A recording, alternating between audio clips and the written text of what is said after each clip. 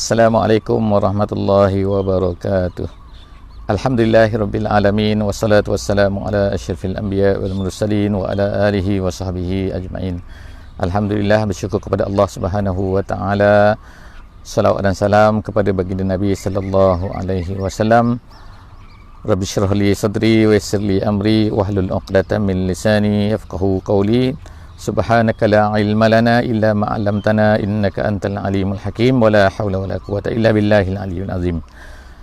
Alhamdulillah, bersyukur kepada Allah Subhanahu wa taala, pada pagi ini kita dapat bersama-sama lagi dalam sesi tafsir ringkas pada muka surat Al-Quran, pada setiap muka surat Al-Quran. Jadi insya-Allah pada pagi ini kita akan bersama-sama daripada halaman Masjid Jami' Asri Hasanil Bolkiah, Bandar Seri Begawan. Alhamdulillah, pada pagi ini kita akan berbincang, kita akan melihat, kita akan apakah yang diceritakan oleh Allah Subhanahu wa taala di dalam mushaf muka surat 451 kita pada pagi ini.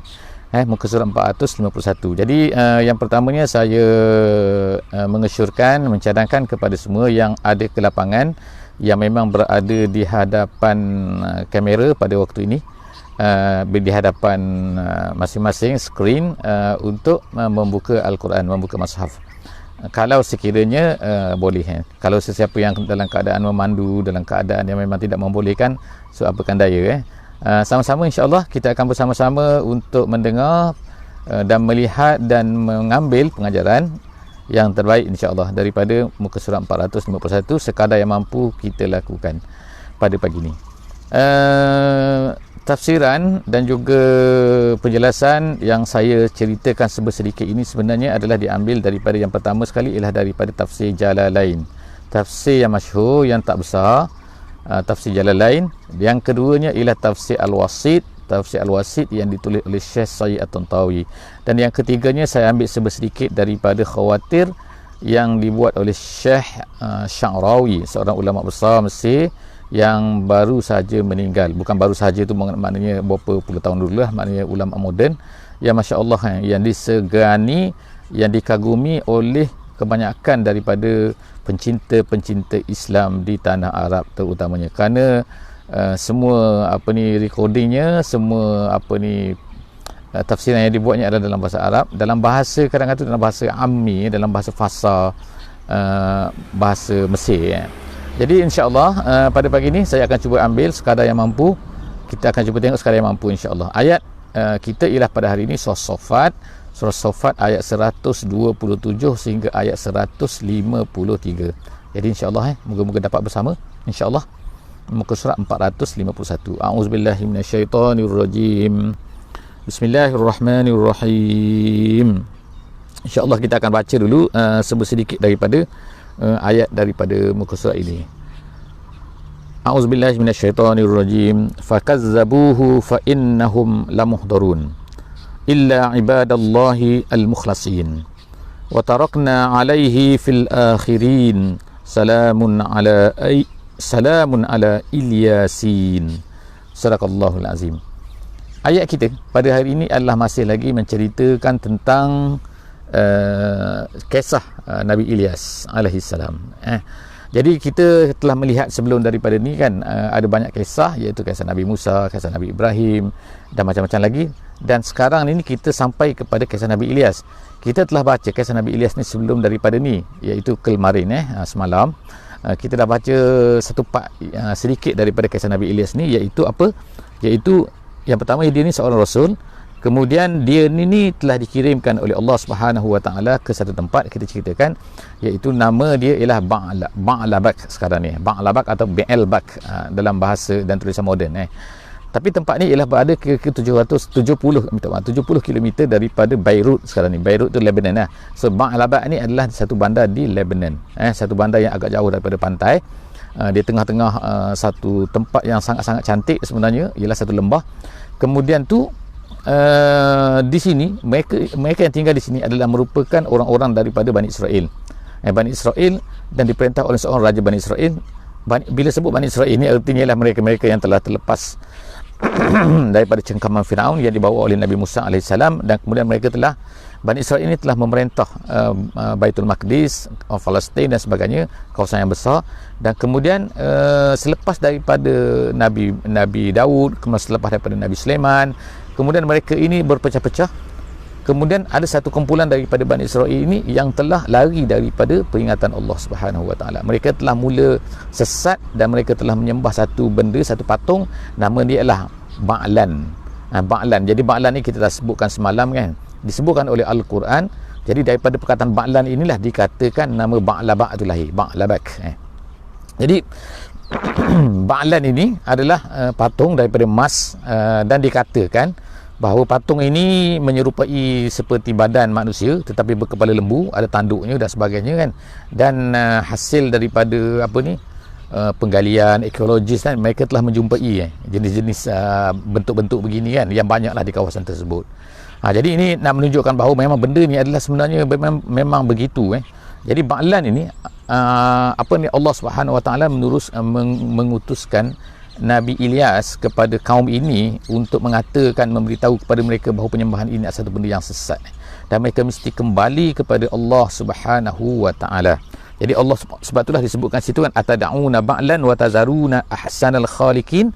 Itu muka surat yang sebelum daripada ini, itu muka surat 450. Sekarang kita akan baca muka surat 451, apa kata mereka bila Nabi Ilyas ni berkata begitu, mengajak mereka kepada yang benar.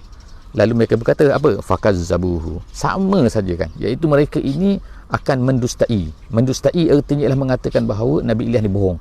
Ilyas ni bohong. Kemudian dia kata fakazzabuhu, mereka mendustai, mengatakan bohong. Fa innahum lamuhdharun, dan Allah terus mengatakan kepada mereka bahawa mereka ini akan diheret, akan dihisap untuk berjumpa dengan Allah Subhanahu Wa Taala, akan diseksa nanti, akan dihisap oleh Allah Subhanahu Wa Taala. Diheret, bila disebut diheret ni erti apa? Iaitu mereka tak nak attend, mereka tak nak datang, mereka tak nak tak mau dihisap, maka malaikat akan mengheret mereka. Itu sebut kata lamuhdharun. Hadara, hadir, muhdar iaitu orang yang dibawa, yang diheret datang walaupun dia tak nak datang. Illa ibadallahi al-mukhlasin.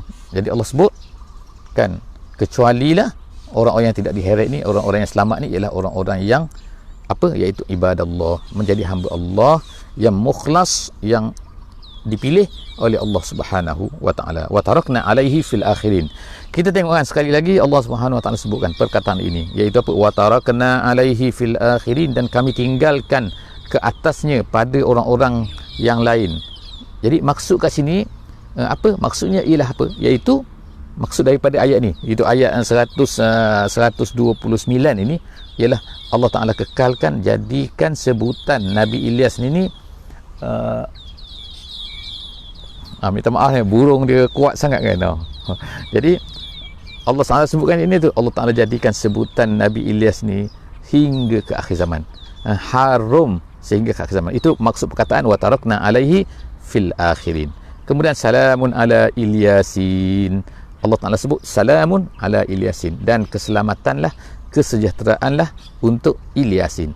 Dan jadi kalau kita tengok kan, dalam mushaf tu kan, dia akan tulis itu alif lam kemudian Yasin gitu kan. Jadi kalau ikutnya kenapa dia tulis macam tu? Kan itulah sebenarnya penulisan mushaf. Jadi oleh kerana itulah maka ulama ada pelbagai penafsiran terhadap Ilyasin. Apa maksud Ilyasin? Kenapa dia tak sebut Ilyas? Kenapa ada sin di belakang tu? Ilyasin. Jadi ada bacaan pula, bacaan dia tak baca Ilyasin, dia baca Aliyasin gitu. Aliyasin. Jadi wassalamun ala Aliyasin. Dia tak sebut Ilyasin.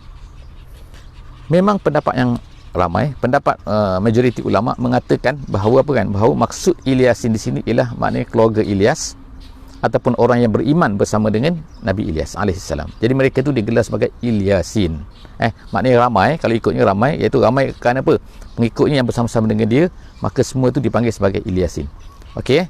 Jadi ada juga pendapat yang agak ni kan tidak diterima lah, tapi ada pendapat mengatakan bahawa Al-Yasin tu maksudnya ialah keluarga Nabi kita, Nabi Muhammad sallallahu alaihi wasallam. Tapi itu pendapat itu ditolak oleh ramai daripada ahli tafsir. Kemudian inna kadzalika najzil muhsinin. Allah Taala sebut lagi kan benda yang sama kan dengan apa yang disebutkan sebelum daripada ni, iaitu apa kan? Iaitu inna kaza, begitulah Allah Taala membalas orang-orang yang muhsin. Semalam kita dah sebutlah apa erti muhsin dari perkataan ihsan, Jadi orang tu dipanggil orang yang muhsin. Innahu min ibadinal mu'minin. Allah Ta'ala kata dia adalah termasuk daripada hamba-hambaku yang beriman. Juga kita telah ceritakan juga, iaitu pujian Allah Subhanahu Wa Ta'ala. Jadi sebenarnya kan kita tengok pujian-pujian Allah ni, Allah Ta'ala menyebutkan Nabi, Allah Ta'ala menyebutkan pujian, semua ni adalah merupakan, kita nak katakan apa, tasliyah kepada baginda Nabi sallallahu alaihi wasallam. Allah Ta'ala ceritakan sebenarnya engkau wahai Muhammad bukan engkau keseorangan saja, dan bagaimana Allah Ta'ala ni kan menyelamatkan, Allah Ta'ala memberi pembalasan yang baik, Allah Ta'ala memberi keselamatan, salamun, dan memberi ucapan salam, dan Allah Ta'ala kekalkan nama sehingga hari kiamat kan, nama-nama orang-orang yang baik ni. Walaupun mungkin pada masa sekarang ke, masa mereka ni berdakwah ke, masa mereka menyeru ke kan, masa mereka mengajak kepada Islam, mungkin kadang-kadang orang tak suka, kaum dia tak suka. Seperti Nabi kita Muhammad sallallahu alaihi wasallam, orang Quraisy pada mula tak suka kan, nama dia jatuh, dituduh dengan macam-macam kan. Tetapi akhirnya siapa yang kekal? Siapa yang akan dicela? Iaitu Abu Jahal, Abu Lahab dan sebagainya kan. Tetapi siapa yang naik namanya, yang dikekalkan namanya? Jadi Allah Ta'ala ini berkuasa kan, dia boleh buat apa saja kan kalau dia kehendaki. Jadi oleh kerana itulah maka Allah Ta'ala telah membuat satu penjelasan kat sini kan, iaitu apa kan, salamun ala, kemudian inna kazalika najzi, kemudian innahu min ibadina. Begitulah kan kekuatan yang Allah Ta'ala nak berikan kepada Nabi kita sallallahu alaihi wasallam dan juga kepada orang-orang yang akan bawa Islam insya-Allah sehingga kiamat. Oleh kerana itu jangan ragu-ragu, walaupun kita kadang-kadang menghadapi kesukaran, kesusahan dan sebagainya, maka insya-Allah bersabar. Seterusnya ialah apa? Wa inna lutan laminal mursalin. Cerita sekarang berpindah kepada Nabi Lut alaihissalam pula. Dah habis Nabi Ilyas, sekarang berpindah kepada Nabi Lut alaihissalam. Allah Ta'ala kata apa? Bahawa Lut ini, wa inna lutan laminal mursalin. Kita sebut sebelum daripada ni, Lut ni, Nabi Lut ni adalah salah seorang daripada anak saudara kepada Nabi Ibrahim. Itu pendapat yang paling kuat lah, anak saudara kepada Nabi Ibrahim. Jadi dia telah bersama, dia beriman kepada apa yang diajar, diseru oleh Nabi Ibrahim, dan kemudian dia telah berhijrah bersama-sama dengan Nabi Ibrahim daripada mana? Daripada selatan Turki pada masa sekarang lah, ke satu tempat iaitu di Palestin. Jadi mereka ni berada di Palestin bersama dengan Nabi Ibrahim. Kemudian dia telah diutuskan oleh Allah Subhanahu Wa Taala kepada kaum Sodom. Kaum Sodom ni ialah di Laut Mati. Laut Mati ni kita kata taklah jauh sangat daripada Palestin tu, daripada Baitul Maqdis. Tetapi kita lihatlah di sini kan bagaimana kan Allah Subhanahu Wa Taala ni mengirimkan, mengutuskan dan sebagainya kan kepada tempat-tempat yang tertentu. Sebagaimana Nabi Ilyas tadi dihantar ke Ba'alabak. Kemudian Nabi ini dihantar ke mana? Nabi Lut ni dihantar ke mana? Dihantar ke Sodom. Jadi mereka ni akan patuh kan, dan mereka ni memang ada keinginan, mereka ni akan sentiasa kan untuk pergi ke mana saja yang disuruh oleh Allah Subhanahu Wa Taala, yang diutuskan oleh Allah Taala. Jadi sepatutnya inilah pengajaran kepada kita kan, iaitu apa? Kita kena berfikir sentiasa kan, di manakah ada lagi manusia yang memerlukan kepada Islam kan. Jadi kita mesti pergi kan, sepatutnya kan, tani mesti pergi, tani ni bahasa Brunei, maknanya tani mesti pergi kan ke tempat tu sepatutnya. Jangan berfikir supaya orang tu datang ke tempat kita kan. Tapi jika sekiranya kita ada sesuatu, kita ada mesej, kita ada ilmu, kita ada kefahaman, dan orang tempat tu yang tak faham dan sebagainya, maka kita sepatutnya pergi ke tempat tu, bukan menunggu mereka ni datang ke tempat kita. Sebagai da'i mesti pergi. Tapi kalau dalam ilmu, sebagaimana kita cerita sebelum ni lah, mestilah didatangi. Tapi dakwah mestilah dipergi, bukannya mesti ditunggui. Seterusnya, wa iznajjainahu wa ahlahu ajma'in. Allah Ta'ala beritahu terus kan, iaitu apa? Allah Ta'ala selamatkan dia. Cerita detail tak diceritakan di sini, dicerita di tempat lain. Tapi Allah Ta'ala selamatkan Nabi Lut alaihissalam dan keluarganya, semuanya kecuali illa ajuzan fil ghabirin, kecuali seorang, iaitu yang tidak diselamatkan, iaitu isterinya. Allah Ta'ala sebut kat sini ajuz. Ajuz ni menunjukkan kepada tua iaitu seorang perempuan tua. Ajuz ni digunakan untuk perempuan saja.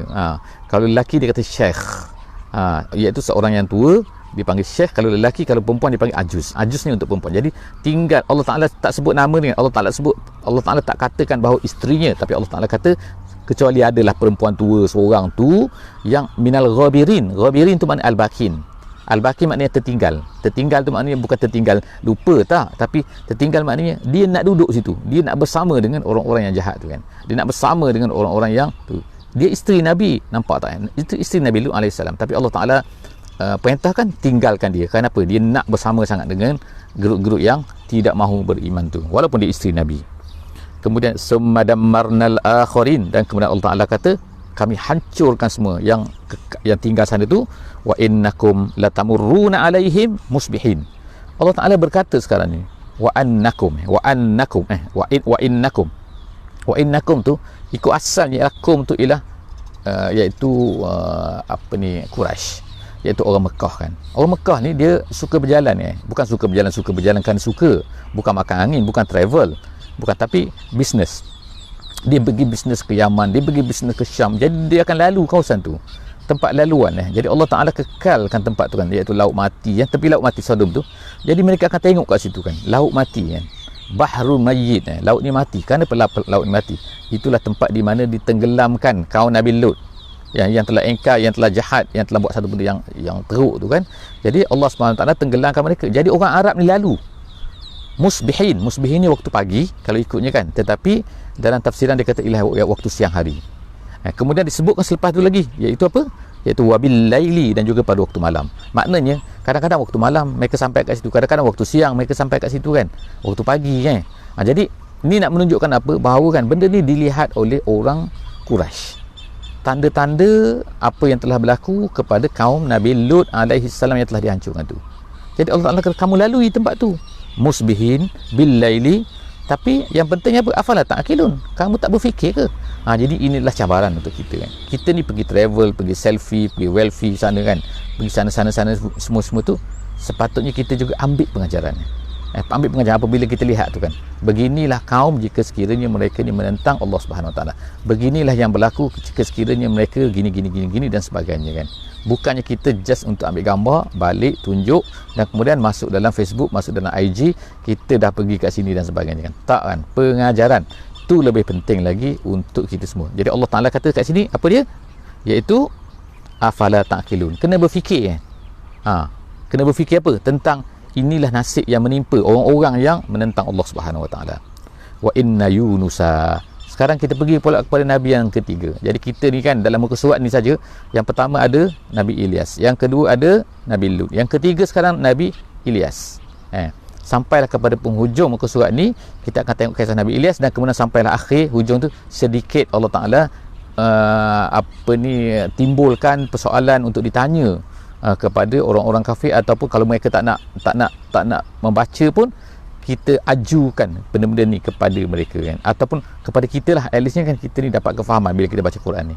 Iaitu sekarang kita pergi dulu kepada Nabi Ilyas, Nabi Yunus, Nabi Yunus.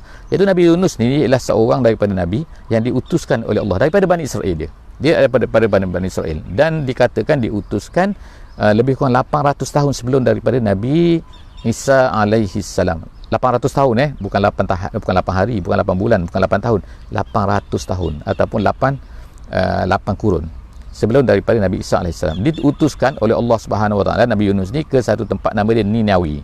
Ninawi ni dalam bahasa Inggerisnya Nineveh gitu kan. Nineveh. Dia ni terletak di tepi Sungai Tigris di Iraq, di utara Iraq, hampir dengan sempadan Turki sekarang ni. Di tepi satu bandar nama dia Mosul ataupun Mosul dalam bahasa, ditulis dalam bahasa Inggerisnya ialah M-O-S-U-L, Mosul. Jadi di tepi bandar ini ada satu kampung nama dia Ninawi. Ninawi itu ialah tempat di nama Nabi Yunus alaihi salam diutuskan. Dulu dia lah satu bandar yang besar. Kita nak tahu bandar besar ni, kita akan tengok selepas daripada ni kan. Disebutkan oleh Allah Subhanahu Wa Taala di dalam Al-Quran ni. Jadi di Ninawi inilah Allah Taala utuskan Nabi Yunus. Nama dia Yunus bin Matta, ataupun ada dikatakan kalau mengikut dalam Taurat, dalam apa yang dikata namanya Yunan bin Matta. Kita ada cerita menarik tentang ni, iaitu cerita Adas yang pergi ke Taif tu. Dia ni adalah beragama dia daripada tempat yang sama, itu Ninawi. Dia ni Kristian, Adas ni, tapi cerita dia panjang, bukan kita nak cerita di sini lah. Tapi nak cerita Nabi Yunus ni daripada Ninawi, dia ni bin Matta, dan dia ni diutuskan ke tempat tu. Okey, dia pun pergi ke tempat tu. Dia pergi ke tempat tu, kemudian dia mengajak orang tempat tu di Ninawi tu untuk beriman, tapi mereka ni tak nak beriman. Akhirnya Allah Subhanahu Wa Taala memberi kata, iaitu mereka akan diturunkan azab ke atas mereka tu dalam masa 3 hari. Tetapi dalam masa 3 hari tu, bila dekat cukup 3 hari tu kan, Nabi Yunus alaihi salam ni dia meninggalkan tempat tu. Dia lari daripada tempat tu. Sedangkan kalau ikutnya Allah Subhanahu Wa Taala belum lagi menyuruh dia meninggalkan tempat tu, tapi dia lah lari. Awal-awal dia lah lari kan. Mungkin ada cerita, ada riwayat mengatakan dia dah tak dapat terima kenapa kaum ni tak nak beriman juga kan. Akhirnya dia lari, dia naik kapal. Dia lari naik kapal dan kemudian berlakulah apa yang berlaku kan. InsyaAllah kita akan baca sekarang kan. Iaitu Yunus ni Allah Ta'ala kata la minal mursalin, dia seorang rasul. Kemudian idza abaqa ilal fulkil mashhun. Abaqa ni ialah apabila seorang seorang hamba lari daripada tuan dia, kita panggil dia abaqa. Jadi di sini Nabi Yunus lari bukan dia hamba, tapi dia lari ni maksudnya lari daripada kaum dia sebelum mendapat izin daripada Allah Subhanahu Wa Taala. Jadi Allah Taala gunakan perkataan abaqa seolah macam dia ni larilah sebab dia hamba Allah Subhanahu Wa Taala, sepatutnya dapat izin daripada Allah Taala, kemudian barulah dia lari daripada situ kan. Kemudian dia abaqa illal fulkil mashhun, kepada satu kapal yang penuh. Jadi kapal tu cerita kapal bot ke besar mana wallahu alam bisawab, Allah Taala tak ceritakan, tapi fulki. Jadi kapal tu tiba-tiba macam berat kapal tu Jadi bila berat, tengah berjalan tu berat kapal tu. Pelik lah kan Ada yang kata gelombang besar lah, tapi kawasan tu kalau ikutnya tidak ada laut lah kan, tapi ada satu tasik yang besar. Dan kemungkinan banyak pendapat ulama lah, itu tak penting sangat, tapi dikatakan di atas sungai Tigris tu dia ada tasik besar. Jadi tasik tu ada kapal, ada perahu yang berjalan. Jadi Nabi Yunus nak lari, tiba-tiba kapal tu jadi berat macam berat. Masyhur ni penuh dengan muatan kalau ikut masyhur Kemudian fasahama ni cabut undi. Jadi mereka pun cabut undi lah kan, kena mengundi lah kan, siapa ni kan. Fakana minal mudhadin. Jadi apa kan, jadi tiba-tiba Nabi Yunus ni dia ni menjadi mudhadin. Mudhadin tu ialah orang tercabut undi. Tengok naik nama dia. Ada riwayat kata daripada Ibnu Abbas yang diriwayatkan daripada Wahab Ibn Munabbih, dia kata ialah 3 kali benda ni berlaku. Jadi bila cabut apa lagi kan, orang pun nak kena campak lah dia kan. Jadi faltaqamahu alhutu wa huwa mulim, lalu dicampakkan dia. Ringkas ceritanya, faltaqamahu ditelan, dia terus disambar. Faltaqama tu terus makna dengan cepatnya disambar oleh hut. Hut ni ikan yang besar. Ikan apa jenis itu pauh, wallahu alam bisawab, itu bukan penciptaan kita kan, tak penting. Kemudian wahwa mulim ni artinya man yulamu, orang yang dicela. Jadi maknanya dia dalam keadaan dicela lah, dimarahi, tak disukai lah kan. Sebab apa kan, kalau ikutnya mana Allah Ta'ala, ada yang kata Allah Ta'ala lah kan yang dah marahlah kepada dia kan. Kenapa dia lari kan, sedangkan Allah Ta'ala tak izinkan lagi. Falaula annahu kana minal musabbihin. Jadi Allah Ta'ala kata, kalaulah tidak kerana dia ni musabbih. Musabbih ni artinya orang yang banyak bertasbih. Jadi ulama tafsir kata banyak bertasbih sini ialah Nabi Yunus ni orang yang banyaknya berzikir kepada Allah Subhanahu Wa Taala, terutama bila dia masuk dalam ikan tu, dalam perut ikan tu kan, so dia ada doa Nabi Yunus yang masyhur tu kan. Jadi akhirnya tak perlu ceritakan, insya-Allah di tempat lain nanti kita, tapi dia banyak musabbihin. Dia ni musabbih, dia bertasbih puji Allah Subhanahu Wa Taala kan. Kemudian lala bisa fi batnihi, kalaulah dia ni bukan orang yang jadi banyak bertasbih, banyak ingat kepada Allah Subhanahu Wa Taala, nescaya Allah Taala kata dia akan kekal duduk dalam perut ikan tu. Berapa lama?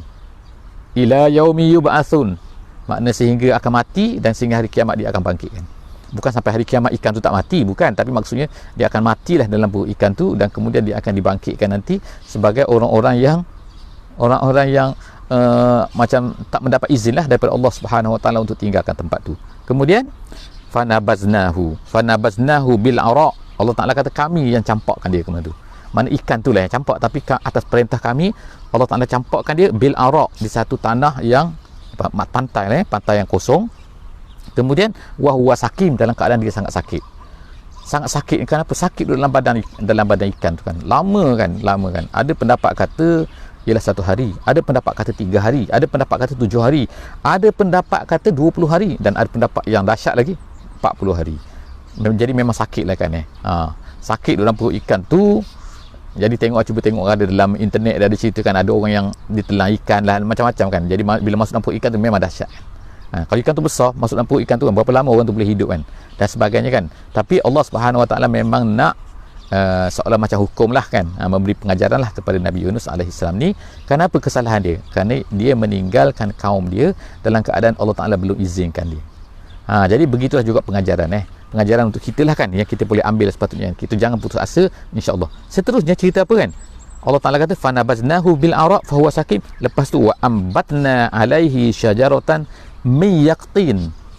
Selepas daripada tu apa terjadi? Iaitu bila dia dah terdampar kat situ, kat pantai tu kan, maka akhirnya apa? Akhirnya tumbuh, Allah Ta'ala tumbuhkan, tumbuhkan alaihi syajaratan, tumbuhkan di tepi dia tu satu pokok daripada yaktin. Yaktin ini banyak penafsiran, tapi kalau ikut daripada bahasa Arab, yaktin ni ialah satu pokok yang tidak mempunyai batang. Pokok yang tak ada batang dipanggil yaktim.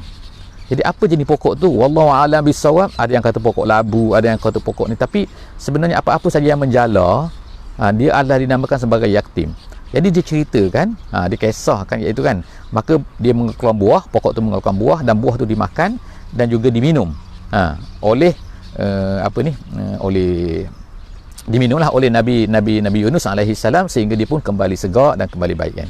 Jadi pernah saya kan menghadiri satu conference, di mana dalam conference tu ada seorang yang bukan Islam, dia daripada Sarawak, dia membuat kajian kan. Apakah kajian dia, topik kajian dia ialah apakah pokok yang dimakan oleh yang tumbuh di tepi Nabi Yunus tu, dan pokok tu daripada jenis apa. Jadi dia buat kajian semua, kajian dia kan. Akhirnya dapatlah kan dia, iaitu sejenis labu. Sebab dia kata ada banyak sangat jenis labu. Jadi labu apa pula tu yang tumbuh tu kan, yang dipanggil yang yaktim tu. Jadi yaktim tu ialah nama yang lebih general sikit kan. Jadi ada macam-macam penafsiran lah yang boleh sampai kat situ. Wa arsalnahu ila mi'ati alfin aw yazidun. Lepas daripada tu dia patah balik ke tempat kaum dia tu.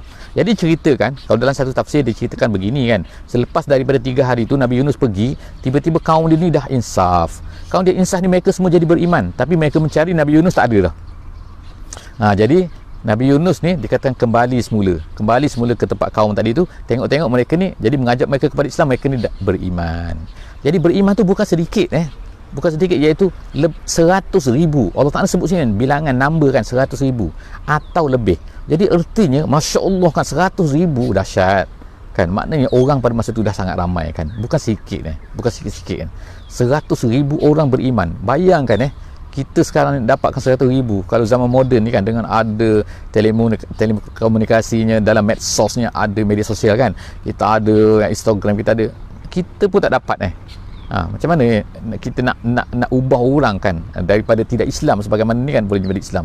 Jadi sebenarnya kehendak Allah Subhanahu Wa Taala. Yang penting ialah usaha daripada kita berusaha ataupun tidak, itu yang penting. Kemudian seterusnya apa Allah Subhanahu Wa Taala sebut situ lagi ya, fa'amanu famatta'nahum ilahin.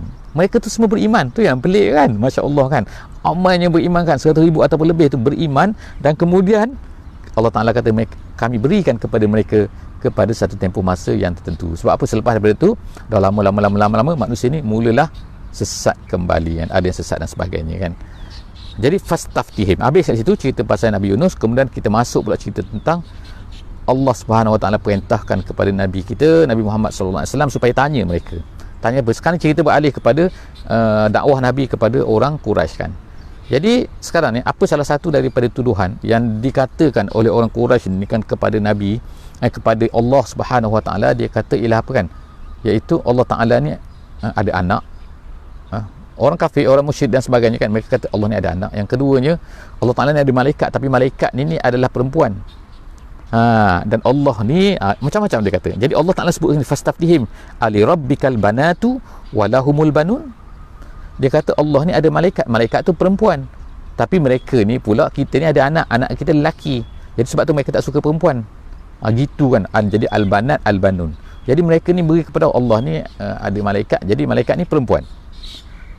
Bila pula dia kata malaikat ni perempuan? Jadi sebab tu Allah Ta'ala tanya kat sini kan, am khalaqnal malaikata inatha wa hum syahidun. Mereka tengok ke masa Allah Ta'ala menciptakan malaikat tu, mereka ada ke syahidun ke mereka ni? Tidak kan. Ala innahum min ifkihim la yakulun. Memang Allah Ta'ala kata mereka ni memang mengarut.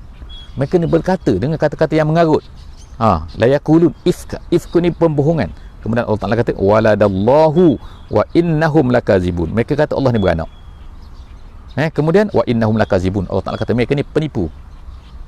Kemudian astafal banati alal banin. Kemudian Allah Ta'ala ni pilih pula anak perempuan, anak lelaki beri kepada mereka. Itulah pembohongan dan kejahatan orang-orang, di antara kejahatan-kejahatan yang dikatakan oleh orang Quraisy, oleh orang-orang musyrik, oleh orang-orang yang tidak suka kepada Islam. Sebab tu sampai sekarang kita tengok kan, orang-orang putih melalui kan orang kafir kan, melalui filem-filem mereka akan buat biasanya kan malaikat ni ialah perempuan dengan ada sayapnya sebagainya. Mereka buat patung-patung besar kan. Saya pernah pergi ke island kan, di tengah-tengah pada island tu ada satu patung besar situ, dibuat patung tu dan dibuat malaikat gambaran malaikat dan perempuan ada sayap. Dan kita tengok di mana-mana pun macam itulah cara pemikiran mereka kan, yang sesat, yang dongeng, yang subhanallah kan, maha suci Allah Subhanahu Wa Taala daripada tuduhan mereka. Setakat itu saja untuk hari ini, insya-Allah kan 30 minit. Kita jumpa lagi di esok hari insya-Allah, hari Sabtu insya-Allah. Hari Jumaat minta maaf, hari ni hari Khamis, esok hari Jumaat, hari ni Khamis, esok hari Jumaat, insya-Allah jumpa lagi. Dan jangan lupa kan insya-Allah kan, nak tengok ataupun tak sempat nak tengok ke, sharekan dalam link-link you orang insya-Allah kan, antum semua, antum nas semua kan, saya letak saja link supaya orang tengok, supaya orang siapa nak bacalah kan, dan edarkan, sebarkan sebanyak mungkin insya-Allah. Setakat itu saja, kita tutup dengan tasbih kifarah dan surah wal asri. Subhanakallahumma bihamdika asyhadu an la ilaha illa anta nastaghfiruka wa natubu ilaik. Bismillahirrahmanirrahim. Wal asri innal insana lafi khusr illa allazina amanu wa amilus solihat wa tawasaw bil haqqi wa tawasaw bis sabr. Assalamualaikum warahmatullahi wabarakatuh.